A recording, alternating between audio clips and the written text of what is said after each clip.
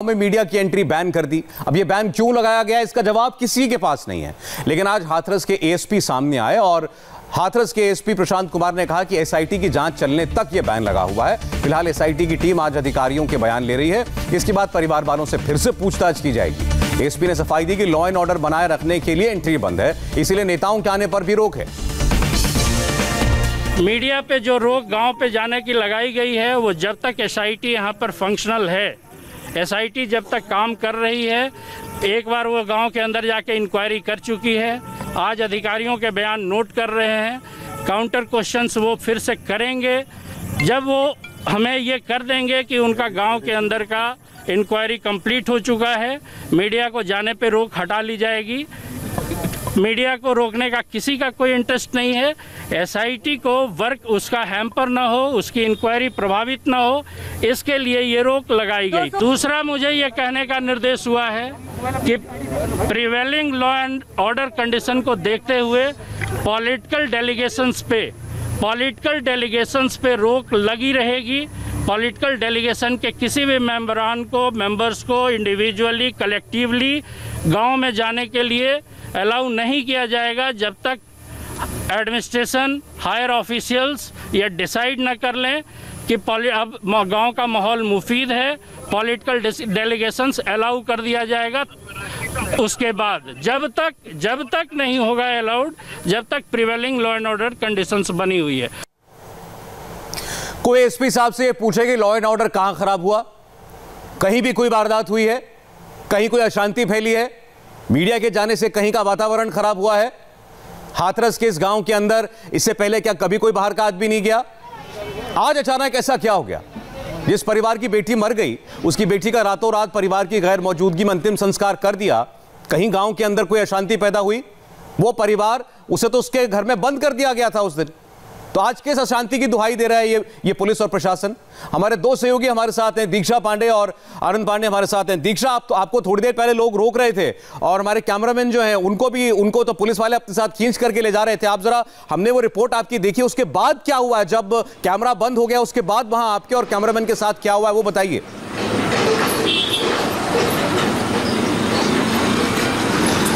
सौरभ जी, मैं शुरुआत से ज़रा बताती हूँ कि जैसे ही हम हाथरस गांव की तरफ बढ़ते हैं, इसे चारों दिशाओं से बिल्कुल पुलिसों ने घेर रखा है और जहाँ पर पुलिस नहीं है वहाँ पर गांव वाले पुलिस का काम कर रहे हैं। कुछ गांव वालों को उन्होंने शामिल कर रखा है जो कि पग की जो जानकारी है वो पुलिस वालों को दे रहे हैं। कौन लोग, बाहरी लोग अंदर आ रहे हैं, कौन मीडिया पर्सन अंदर जा रहे हैं, सबकी जानकारी जो गांव वाले हैं वो पुलिस वालों को दे रहे हैं। जैसे ही हम लोग अंदर गए, वहाँ पर कुछ महिलाएं शुरुआत में हमें मिलती हैं।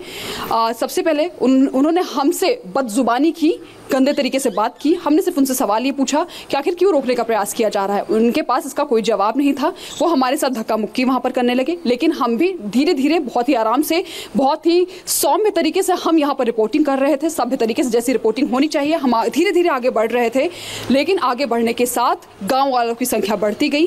पुलिस वालों ने एक बार भी नहीं रोका उन्हें कि इस तरह की जो बदतमीजी है वो नहीं होनी चाहिए मीडिया पर्सन्स के साथ। लेकिन उन सब से जब हमने ये सवाल पूछा कि आखिर क्यों हमें रोकने का प्रयास किया जा रहा है, अंदर क्यों नहीं जाने दिया जा रहा है, उनके पास, किसी के पास भी इसका कोई जवाब नहीं था। बस उनके पास एक ही जवाब था कि उन्हें ऊपर से आदेश है।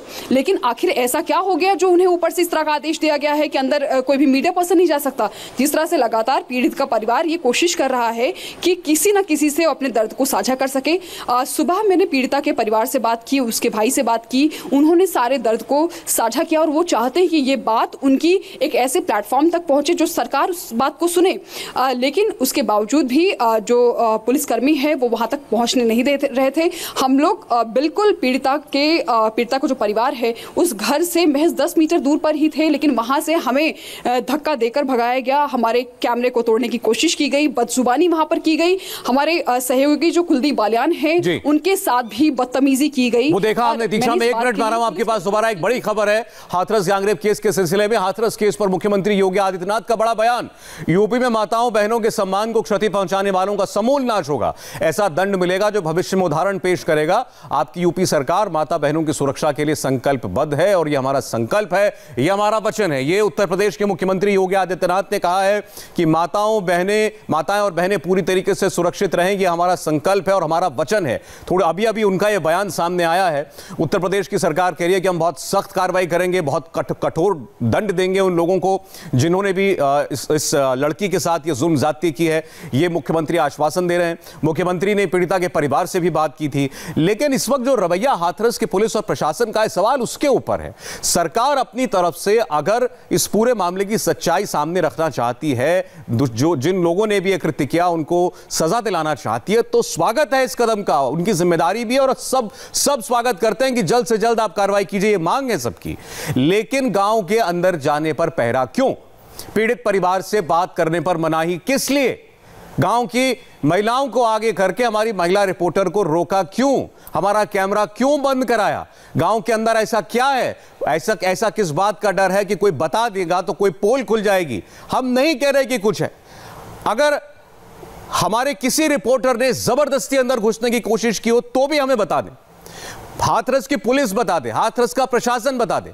वो परिवार फोन कर करके इंडिया टीवी को बुला रहा है। हमें 5 फोन आ चुके हैं उस परिवार की तरफ से, आप आइए, हम आपसे बात करना चाहते हैं।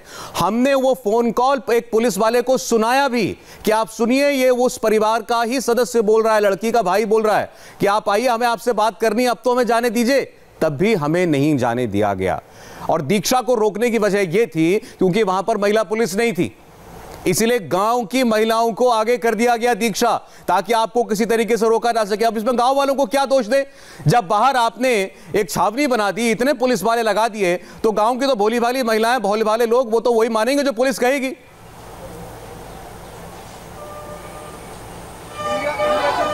बिल्कुल सौरभ जी, ये जो पहरा हमें नज़र आ रहा है, यही एक पर्दा है जिसके पीछे बहुत कुछ छुपा हुआ ऐसा लगता है कि बहुत कुछ छुपाने की कोशिश की जा रही है।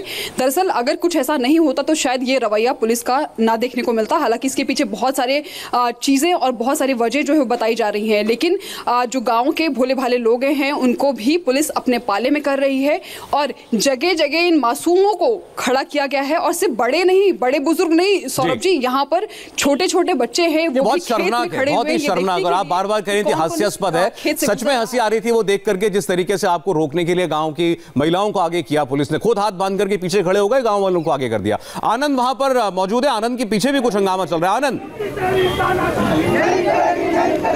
जी देखिए, यहाँ जो पुलिस ने बैरिकेड लगाकर 2 किलोमीटर पहले रोका है लोगों को अंदर जाने से, और मीडिया कर्मियों की एंट्री जो रोकी है, उसी गेट पर कांग्रेस के कुछ कार्यकर्ता और कुछ आम आदमी पार्टी के कार्यकर्ता यहाँ प्रोटेस्ट कर रहे हैं और ये कह रहे हैं कि जो पीड़िता के साथ अन्याय हुआ है और अब उसके परिवार के साथ भी अन्याय हो रहा है, क्योंकि पीड़िता के परिवार को बंधक बना के रखा गया है और किसी से उनको मिलने नहीं दिया जा रहा, उनकी बात को सामने नहीं आने दिया जा रहा। ऊपर से डीएम जैसा जो वरिष्ठ अधिकारी है, जिले का मुखिया, वो धमका रहा है। इसको लेकर यहाँ आम आदमी पार्टी के जो कार्यकर्ता हैं वो धरने पर बैठे हैं और ये लगातार नारेबाजी कर रहे हैं। और ये प्रशासन से और जो पुलिस के कर्मी यहाँ मौजूद हैं उनसे ये मांग कर रहे हैं कि उनको अंदर जाने दिया जाए, क्योंकि इनका बार बार यही कहना है कि अगर एसआईटी की जांच पूरी हो गई, एसआईटी बयान दर्ज कर चुकी परिवार वालों के, तो मिलने क्यों नहीं दिया जा रहा। और यही सवाल हम लोग भी बार बार पूछ रहे हैं कि मीडिया से आखिर ऐसा क्या डर, ऐसा क्या है जिसको छुपाना चाहती है यहाँ का प्रशासन, छुपाना चाहता है जो मीडिया की एंट्री रोक दी है।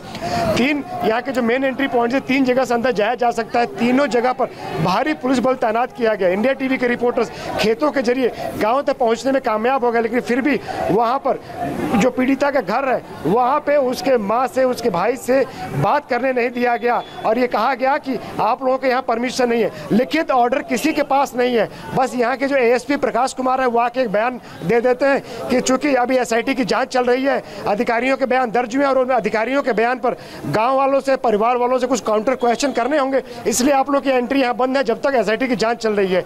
तो ये जो ऐसे तर्क है जो गले नहीं उतरते हैं, क्योंकि जिस परिवार के साथ ये हादसा हुआ है उनकी अपनी बेटी चली गई है और इतनी बड़ी नाइंसाफी हुई, दरिंदगी हुई है, वो क्यों बार बार बयान बदलेंगे और मीडिया को उनका जो बयान रहेगा वो रिकॉर्ड पे रहेगा। तो ऐसे में ये कहना कि जांच पर असर पड़ेगा, एसआईटी की जांच में खलल पड़ेगा, व्यवधान पड़ेगा, ये कहीं भी गले नहीं उतरता है। इससे लगता है कि जरूर कुछ न कुछ छिपाने की कोशिश की जा रही है।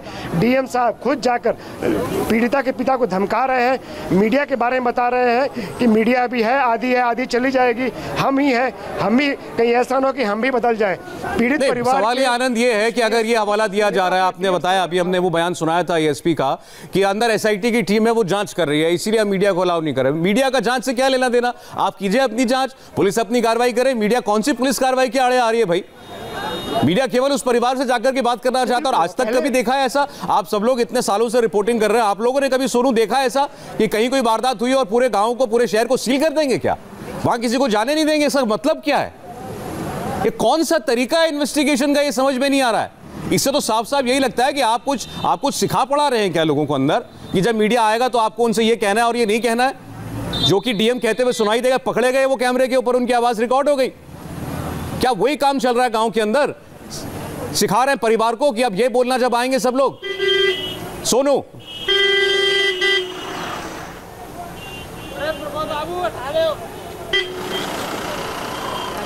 कुमार सोनू, आवाज मिल रही है आपको?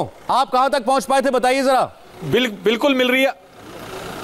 देखिए, मैं बिल्कुल गांव के सरकारी स्कूल के पास तक पहुंच गया था और जब हम उस सरकारी स्कूल के पास जाने की कोशिश कर रहे थे, महज हमारे से 8 से 10 कदम की दूरी पर था सरकारी स्कूल, तो वहां पर कुछ लोग आए। उन लोगों ने उन लोगों के हाथों में डंडे थे और वो पहले तो हमें वहां से हटने के लिए कहा। जब हमें हटने के लिए कहा तो हमने उनसे जैसे ही पूछा कि आप हमें हटने के लिए क्यों कह रहे हैं, तो वो हमारे पीछे वो बड़े बड़े डंडे लेकर भागे। और आपको मैं अपने कैमरा पर्सन से कहूंगा कि दिखाए कि किस तरीके से, ये देखिए मेरी शर्ट जो है वो फट गई, क्योंकि हमारे पीछे वो तकरीबन 1-1.25 किलोमीटर तक भागे।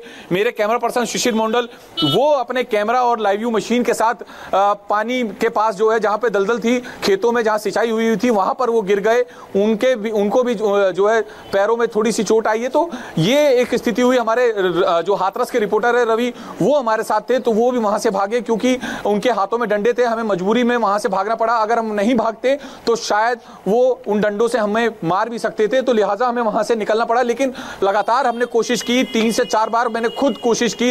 हमारी दूसरी जो टीमें हैं इंडिया टीवी की, वो लगातार कोशिश कर रहे हैं कि किसी भी तरीके से। मैं आपके पास दोबारा लौट रहा हूं, एक बार फिर से जरा आप घूम करके दिखाइए आपके साथ क्या हुआ है वहां पर, जरा दर्शकों को दिखे, जरा एक बार दिखाइए पीछे।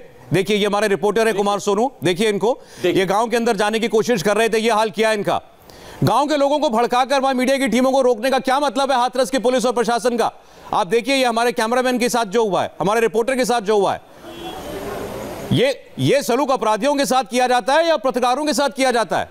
कोई जवाब है इस बात का हाथरस की पुलिस के पास? क्या सलूक हो रहा है वहां पर? क्यों तमाशा बना रही है हाथरस की पुलिस अपना? क्यों मजाक बना रहे हैं, जग हंसाई करवा रही है अपना हाथरस की पुलिस? लगातार हम लोग यही सवाल कर रहे हैं, एक एक पुलिस के जवान से पूछ रहे हैं कि भैया आखिर हमें आप अंदर क्यों नहीं जाने दे रहे, जबकि एसआईटी की टीम गांव के अंदर नहीं है। लेकिन बावजूद ये कहा जा रहा है कि एसआईटी की टीम अंदर है। जो हमारे सूत्र बता रहे हैं, जो हमारी जानकारी है कि एसआईटी की टीम जब हम लोगों ने अटेम्प्ट किया, अंदर जाने की कोशिश की, तो उस समय एसआईटी की टीम पुलिस लाइन में मौजूद थी। वहां पुलिस के जो चंदवा पुलिस के थाने के जो पूर्व एसएचओ हैं, उनसे पूछताछ की जा रही थी, दूसरे लोगों से पूछताछ की जा रही थी, उनके बयान दर्ज किए जा रहे थे। तो आखिर हाथरस पुलिस किस सच्चाई को छुपाना चाहती है, यह समझ में नहीं आ रहा है। तमाम अमला, जिला प्रशासन पूरा इसी बात पे लगा हुआ है कि पूरे ठीक है। सोनू, एक ब्रेक के लिए मुझे रुकना पड़ेगा, आपको मैं रोक रहा हूं बीच में। एक छोटी सी बुनियादी सी बात है, अगर ये पुलिस प्रशासन की समझ में आए तो बहुत अच्छी बात होगी। उनको राजनीतिज्ञों को रोकना है, पॉलिटिकल पार्टीज को रोकना है, उनको लगता है उनके आने से माहौल खराब हो जाएगा। ये आपका काम है, लॉ एंड ऑर्डर मेंटेन करना। आपको ठीक लगता है आप रोक दीजिए। मीडिया का किसी लॉ एंड ऑर्डर को खराब करने से क्या संबंध है? आज तक कभी ऐसा हुआ है क्या? अरे अंदर रिपोर्टर जाएगा, कैमरामैन जाएगा, जिसको जो बोलना है वो बोलेगा, जो हकीकत होगी वो बाहर आ जाएगी। सवाल केवल इतना है, मीडिया को रोकने का कोई एक तर्क भी गले उतरने वाला नहीं है, जो कुछ बताया जा रहा है हाथरस की पुलिस की तरफ से। बहुत जल्दी लौट रहे हैं इसी खबर पर।